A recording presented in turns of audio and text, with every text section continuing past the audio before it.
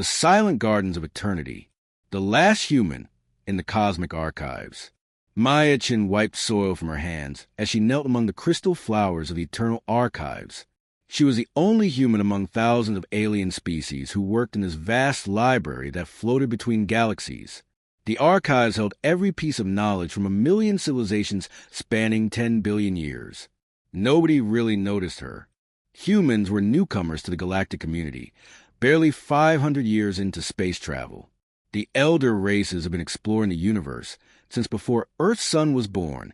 To them, humans were children playing with toys they didn't understand. Maya didn't mind being invisible. She had come to the archives 3 years ago as a maintenance worker, assigned to care for memorial gardens where the elder races honored their dead. It was quiet work, peaceful work, and it suited her perfectly, with a forgotten rest. The memorial garden stretched across an entire wing of the archives, a space so vast you could fit Earth's moon inside it twice over. Here, among floating platforms of living crystal and streams of liquid starlight, the elder races had planted memory trees. Each tree represented a being who had contributed something important to galactic knowledge. Maya's job was simple: water the trees, trim the energy vines, clear away the darkness moss that grew in forgotten corners. The elder races rarely visited anymore. They had stopped caring about the past, always looking forward to the next discovery, the next achievement. But Maya cared. She talked to the trees as she worked, reading the memorial plaques and learning the stories of beings who had died thousands of years before humanity even existed. She sang to them sometimes, old Earth songs her grandmother had taught her, folk melodies about rivers and mountains and home, the trees that nobody remembered. One section of the gardens was different from the rest. Maya called it the Forgotten Quarter. Here, the trees grew wild and tangled, covered in thorns made of frozen time. The plaques were unreadable, worn away by centuries of neglect. Even the other maintenance workers avoided this place, claiming it made them feel strange. Maya had discovered the Forgotten Quarter during her first week at the archives. Something about it called to her, a feeling she couldn't explain. While others felt uncomfortable here, she felt at peace. She started visiting every day, spending extra hours after her shift clearing away the overgrowth. The work was hard. The thorns cut through her protective gloves, leaving marks that glowed faintly for days. The darkness moss here was thick and stubborn, fighting her attempts to remove it. But slowly, the garden began to respond. The trees straightened. The streams of starlight grew brighter. And Maya started to hear something. Not voices exactly, but impressions, feelings of gratitude and warmth whenever she sang. The discovery that changed everything. It was during her 6th month in the Forgotten Quarter that Maya made her discovery. She had been trying to clean a particularly old memorial plaque when her hand brushed against the tree itself. The moment she touched it, images flooded her mind. She saw a being of pure energy, ancient beyond measure, working in a laboratory that existed before galaxies formed. She saw equations that shaped reality itself, discoveries that had allowed life to spread across the universe.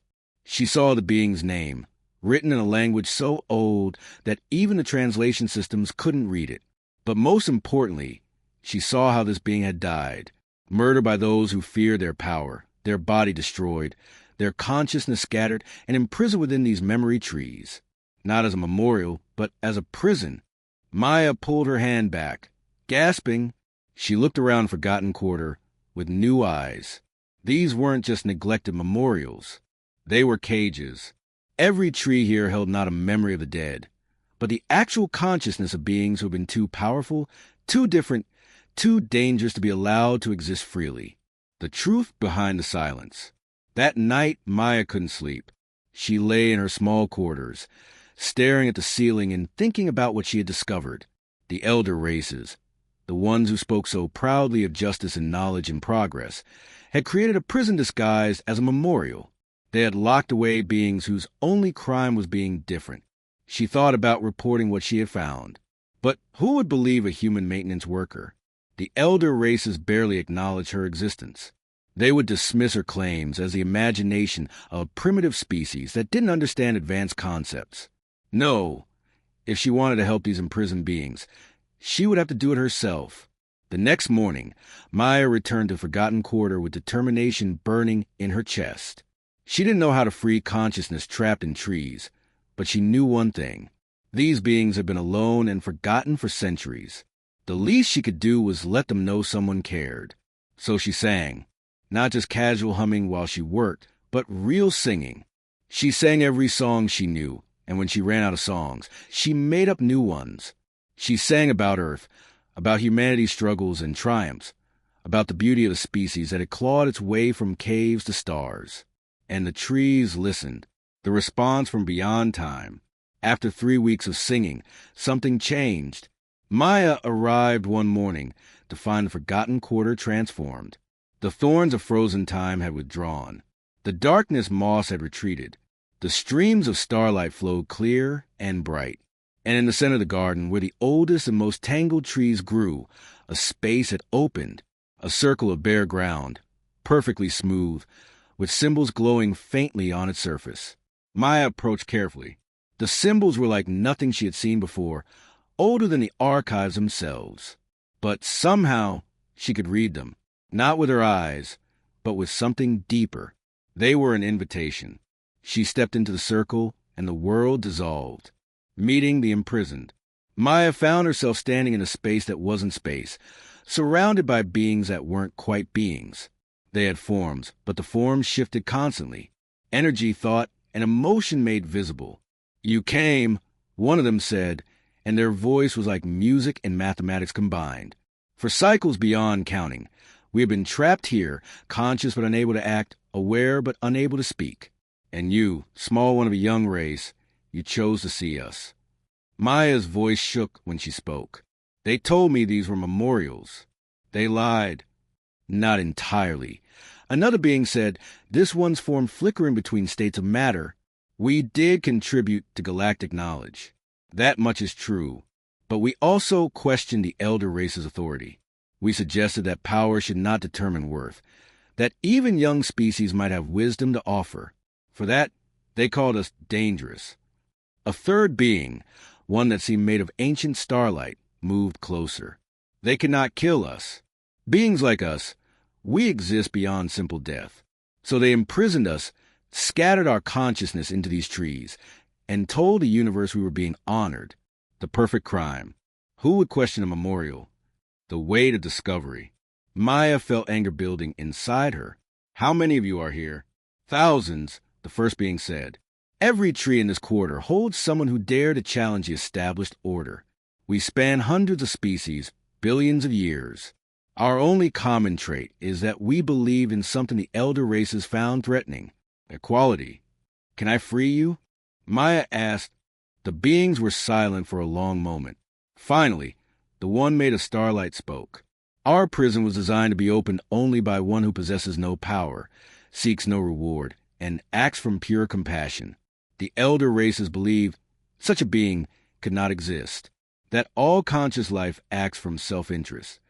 "But you exist," the mathematical being said, wonder in their voice. "You who are human, who possess no magic, no ancient knowledge, no cosmic power. You who came here simply because you thought neglected gardens deserved care. You who sang to trees because you believed all beings deserve kindness." Maya felt the weight of what they were saying. "You mean I can free you? You already begun to..." The starlight being said, "Your songs, your compassion, your simple daily care has been weakening the prison. The elder races never imagined someone would show such devotion to beings they believed were safely hidden. Your humanity has accomplished what power never could, the choice that would reshape reality. What happens if I free you completely?" Maya asked. The beings exchanged glances that carried the weight of millennia. "We return to the universe. We share our knowledge, our power, our perspective. We challenge the elder race's monopoly on wisdom. We prove that worth comes not from age or power, but from compassion and courage." "The elder races will not be happy," Maya said quietly. "No," the mathematical being agreed. "They will be furious. And you, small human, will bear the brunt of their anger. You could die. Your species could face consequences. We cannot promise your safety." Maya thought about this. She thought about her quiet life, her peaceful work in the gardens. She thought about how easy it would be to walk away, to pretend she had never discovered the truth.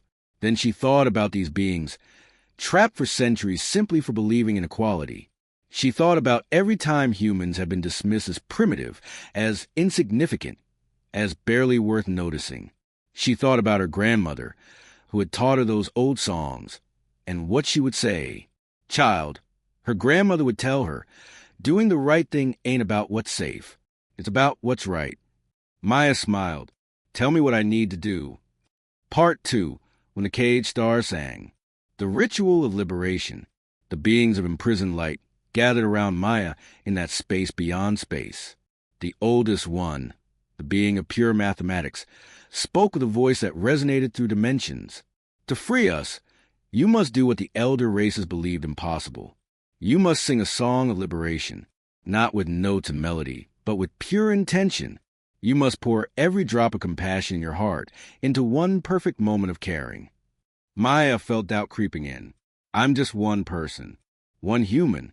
How can I have enough compassion to break a prison that's held thousands of beings for billions of years? The starlight being moved closer, its form pulsing with gentle light. Because you have already shown us that compassion is not about quantity but quality. For months, you cared for forgotten trees. You sang to beings you thought could never hear you, never thank you, never acknowledge your existence. That is the purest form of compassion. Love given freely with no expectation of return. The prison was designed to hold us until someone performed an act of absolute selflessness. The third being explained, its form rippling like water made of time. The elder races believed such an act was mythical, but you've been performing it every single day, one small kindness at a time. Maya thought about this. She thought about all those mornings in Forgotten Quarter, clearing moss and singing songs. She had done it because it felt right, not because she expected anything in return. I understand, she said softly. Tell me what to do. The song that shook the universe. The beings of imprisoned light taught Maya a truth that the elder races had forgotten. Power doesn't come from strength or knowledge or age. It comes from connection, from caring about beings beyond yourself, from choosing compassion even when it costs you everything. Maya closed her eyes in that space beyond space. She thought about every being she had ever met, every human she had loved, every alien who had dismissed her as insignificant, every tree in the Forgotten Quarter that had listened to her songs, every star that had shone in Earth's night sky when she was a child. She thought about her grandmother, long dead now, who had taught her that every life has value. She thought about the maintenance workers who avoided the Forgotten Quarter because it made them uncomfortable. She thought about the elder races who had created this prison, so afraid of losing their power that they had locked away anyone who threatened it. And Maya forgave them all, not because what they did was right, but because holding on to anger would poison her from the inside. She forgave them because compassion means seeing beings as they could be, not just as they are. Then Maya began to sing. It wasn't a song with words. It wasn't even a song with melody. It was something deeper. The sound of a human heart choosing love over fear. The vibration of a soul deciding that helping others matters more than personal safety. The resonance of pure, undiluted compassion flowing through the universe. The space beyond space began to shake. The prison shatters. Back in the Forgotten Quarter, the memorial trees exploded with light.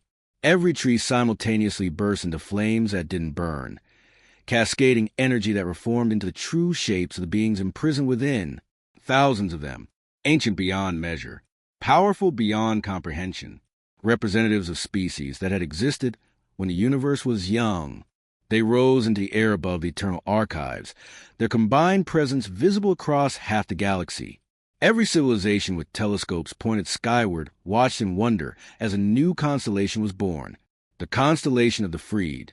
And in the center of it all, still singing with her eyes closed, was Maya Chun, one human maintenance worker who had never sought power, never wanted recognition, never demanded anything except the simple dignity of being allowed to care. The elder races felt it immediately. Every council hall, every seat of power, every gathering place of the ancient civilizations suddenly fell silent as they realized what had happened. The prison they had maintained for billions of years was broken, and it had been broken by the species they had dismissed as insignificant, the response of the powerful. Within hours, representatives of the elder races descended upon the eternal archives, the Nexri, beings of crystalline thought who had ruled the galactic core for 1,000,000 years, the Vorthians, energy entities who remembered the formation of the first stars, the Kalesh, warrior philosophers whose military might was legendary. They came in anger, ready to destroy the human who had dared to break their carefully maintained order. They came to reclaim their prisoners, to restore the prison, to ensure their power remained unchallenged. What they found stopped them in their tracks. Maya stood in the center of the forgotten quarter, no longer forgotten. Around her floated the thousands of beings she had freed, and their combined power made the elder race's delegations look like children playing with toys. But more shocking than the display of power was what Maya was doing. She was still singing, not a song of war or triumph or vengeance, a lullaby her grandmother had taught her about how every soul deserves rest after a long journey. The confrontation that changed everything. The lead Nexri representative, a being called Crystal Mind Eternal, spoke with a voice like ice cracking. You have committed an act of supreme arrogance, human. You have freed dangerous criminals, destabilized galactic order, and violated protocols established before your species could stand upright. Give us one reason why we should not erase you from existence. Maya opened her eyes and looked at the assembled elder races. She saw their anger, their fear, their desperate need to maintain control, and she felt only sadness for them. These aren't criminals, she said quietly. They're people who believe that worth shouldn't be measured by age or power. They're beings who suggested that young species might have value. They're individuals who dare to say that the elder races don't have a monopoly on wisdom. Lies! A Vorthian delegate thundered, their energy form crackling with rage. They were dangerous revolutionaries who threatened the stability of the galactic order. They were different from you, Maya corrected gently, and that scared you. So you locked them away and called it justice. The mathematical being, now free and restored to full power, moved forward. She speaks truth. Our crime was not violence or destruction. Our crime was questioning whether age gives the right to rule. We suggested that a young species might solve problems that old ones cannot, simply because they see situations with fresh eyes. Heresy, Crystal Mind Eternal declared. The elder races have maintained peace and order for billions of years. Our experience is invaluable. Your questioning threatened to undermine civilizations built over eons. Maya stepped forward, and despite being the smallest and weakest being present, every eye turned to her. You know what I think? I think you're afraid. You've been the most powerful beings in the universe for so long that you've forgotten how to see value in anything else. You built this prison not because these beings were dangerous, but because they reminded you that power doesn't equal wisdom. The truth revealed. The starlight being joined Maya, its ancient form radiating both power and gentleness. For billions of years, we accepted the elder race's authority. We believed that age and experience meant wisdom. But we began to notice something troubling. Problems going unsolved. Crises growing worse. And always, the answer from the elder races was the same. More power, more control, more hierarchy. We suggested an alternative, the time ripple being added. What if solutions came not from those with the most power, but from those with the freshest perspective? What if young species, unburdened by billions of years of assumptions, could see answers that we could not? The elder races called this dangerous thinking, the mathematical being said. They claimed we were threatening stability, but we were only threatening their monopoly on authority. Crystal Mind Eternal's form flickered with something that might have been uncertainty. You speak as if we imprisoned you merely to maintain power. We had reasons, valid reasons. Name one, Maya challenged. The silence that followed was deafening. Finally, a Kalesh warrior philosopher spoke, their voice heavy with something that might have been shame. We feared being replaced. We who had ruled for so long could not bear the thought of becoming obsolete. So when these beings suggested that young races might contribute equally to galactic governance, we panicked. We could not kill them, for murder would expose our fear. So we imprisoned them and called it memorialization. We told ourselves we were preventing chaos. But truly, we were preventing change. When the mighty fall and the meek rise, the admission hung in the air like a confession made in a cathedral. The other elder race delegates looked at the Kalesh speaker with expressions ranging from shock to relief. "You admit it?" a Vorthian whispered. "What purpose does denial serve?" the Kalesh replied. "A human maintenance worker with no power and no magic has accomplished what we claimed was impossible. She freed beings we said could never be freed. She did it not through strength, but through compassion. Everything we believed about power and worth has been proven false by one person who simply cared about neglected trees." Maya felt tears forming in her eyes. Not tears of sadness, but of hope. "You can change," she said to the assembled elder races. "You don't have to rule through fear and control. You could learn to lead through wisdom and compassion instead." "Wisdom from a human?" Crystal Mind Eternal asked, but their voice lacked the earlier contempt. "You have barely learned to travel between stars." "Yes," Maya said firmly, "because sometimes the newest voices have the most important things to say. Sometimes being young means seeing solutions that old eyes miss. Sometimes inexperience is a gift because it means you're not trapped by billions of years of 'that's how we've always done it.'" The proposal that shook the galaxy. The mathematical being rose higher into the air, their form expanding to encompass the entire gathering. When they spoke, their voice carried across the galaxy through quantum channels, ensuring every civilization heard what came next. "We who have been freed propose a new order, not the destruction of the old, but its evolution. We propose a galactic council where age and power are just two voices among many, where young species sit beside ancient ones as equals, where problems are solved not by those with the most strength, but by those with the best solutions, regardless of how long they've existed." The elder race's delegates erupted in protest, but the starlight being continued. "We propose that humans, the species the elder races have dismissed as barely worth noticing, be given a seat on this council, not because they are powerful, but because they have demonstrated something we have forgotten the value of, the ability to care for beings they believe can never repay them, the courage to do what's right when it costs them everything, the wisdom to see worth in all beings, regardless of power or age." Maya's eyes went wide. "Wait, what? I'm just a maintenance worker. I clean gardens. I'm not qualified to represent humanity on some galactic council." "You freed us," the time ripple being said gently. "You saw a prison disguised as a memorial and chose to care anyway. You sang to beings you thought were trees because you believed all life deserves kindness. If that doesn't qualify you to help govern the galaxy, then nothing does." The vote that changed everything. For 3 days, the galaxy debated. Every species, from the ancient elder races to the newest civilizations, was given a voice. The arguments were fierce. The elder races claimed that giving young species equal authority would lead to chaos.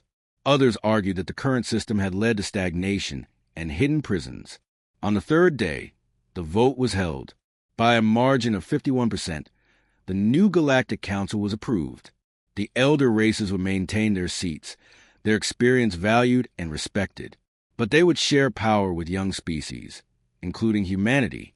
And Maya Chun, maintenance worker from Earth, singer to Forgotten Trees, was appointed as one of humanity's 3 representatives. The gardens that bloomed again. 6 months later, Maya stood in the Forgotten Quarter, which had been renamed the Garden of Remembrance. The trees still stood, but now they were true memorials, holding only memories instead of prisoners. The beings who had been trapped had moved on to new lives, but they visited often. The elder races were learning, slowly and painfully, to share power. Some adapted well. Others fought every change. But the galaxy was transforming, and even the most resistant could see that something new was being born. Maya continued her maintenance work, refusing to give it up despite her new position on the council. Every morning before meetings and negotiations, she came to the gardens. She trimmed energy vines, cleared darkness moss, and sang to the trees. The difference was that now, when she sang, the entire garden sang back. The legacy of one human heart. Years passed, then decades. The new Galactic Council proved surprisingly effective. Young species brought fresh perspectives to ancient problems. Old species provided wisdom and context that prevented hasty decisions. Together, they accomplished what neither could have done alone. Maya grew older, though advances in medicine meant she aged slowly.